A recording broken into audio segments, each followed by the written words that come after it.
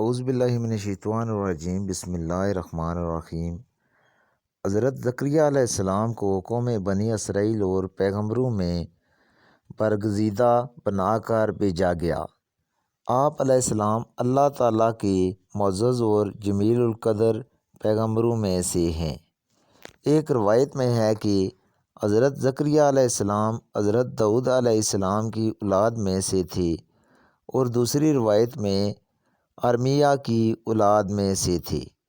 بیان کیا جاتا ہے کہ دن گزرتے گئے ابراہیم اور یعقوب کی نسل سے کچھ نیک لوگ پیدا ہوئے، جن کو عمران کے نام سے یاد کیا جاتا ہے۔ اللہ تعالیٰ نے سورہ عمران میں فرمایا، خدا نے آدم اور نوح اور خاندان ابراہیم اور خاندان عمران کو تمام جہان کے لوگوں میں منتخب فرمایا تھا۔ ان میں سے بعض کی اولاد تھے، اور خدا سننے والا اور جاننے والا ہے۔ زکریا علیہ السلام کی بیوی یحییٰ علیہ السلام کی والدہ اور مریم علیہ السلام کی والدہ انہاں دونوں حقیقی بہنیں تھیں، جبکہ زکریا علیہ السلام رشتے میں مریم علیہ السلام کے خالو لگتے تھے۔ حضرت عمران علیہ السلام کی بیوی نے منت مانی تھی کہ جب بچہ پیدا ہوگا اسے بیت المقدس کی خدمت کے لیے وقف کر دیں گی۔ حضرت مریم علیہ السلام کی پیدائش کے بعد جب انہیں بیت المقدس میں لایا گیا تو ان کی کفالت کی ذمہ داری اللہ نے حضرت زکریا علیہ السلام پر ڈالی۔ آپ علیہ السلام بنی اسرائیل میں معزز شخص مانے جاتے تھے۔ حضرت زکریا علیہ السلام کی کفالت میں مریم علیہ السلام نے بہت اچھی پرورش پائی، اور وہ نیک عبادت گزار اور بہت زیادہ سچ بولنے والی تھی۔ سورہ عمران میں ارشاد ہوا تو پروردگار نے اس کو پسندیدگی کے ساتھ قبول فرمایا اور اسے اچھی طرح پرورش کیا، اور زکریا کو ان کا متکلف بنایا۔ زکریا جب کبھی عبادت گاہ میں اس مریم علیہ السلام کے پاس جاتے تو اس کے پاس کھانا پاتے کی کفالت دیکھ کر ایک دن مریم سے پوچھنے لگے کہ مریم، یہ کھانا تمہارے پاس کہاں سے آتا ہے؟ وہ بولی، خدا کے ہاں سے آتا ہے، بے شک خدا جسے چاہتا ہے بے شمار رزق دیتا ہے۔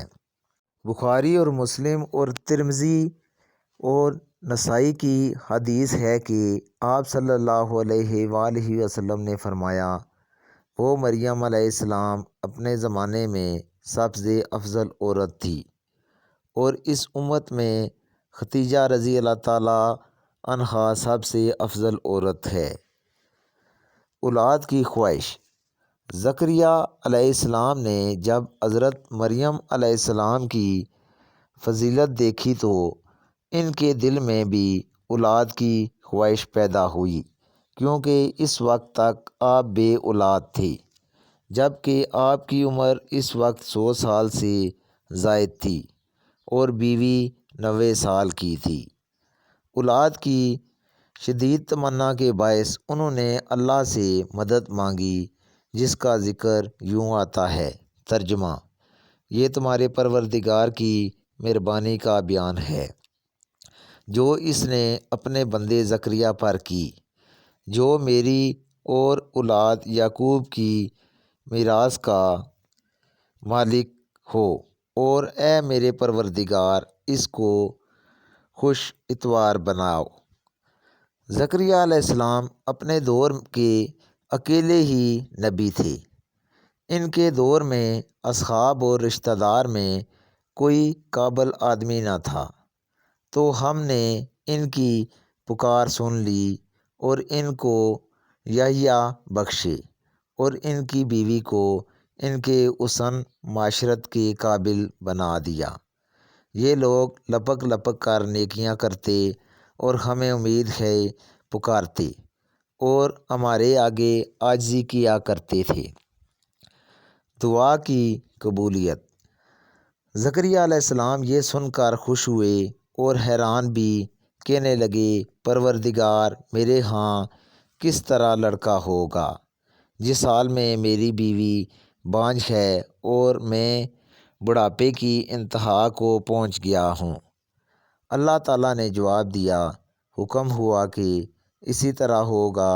تمہارے پروردگار نے فرمایا ہے کہ مجھے یہ آسان ہے کہ میں پہلے تم کو بھی پیدا کر چکا ہوں اور تم کچھ چیز نہ تھی۔ زکریا علیہ السلام نے عرض کیا کہ اے پروردگار، میرے لیے کوئی نشانی مقرر فرما دیجیے۔ فرمایا، نشانی یہ ہے کہ تم صحیح و سالم ہو کر 3 دن رات لوگوں سے بات نہ کر سکو گی۔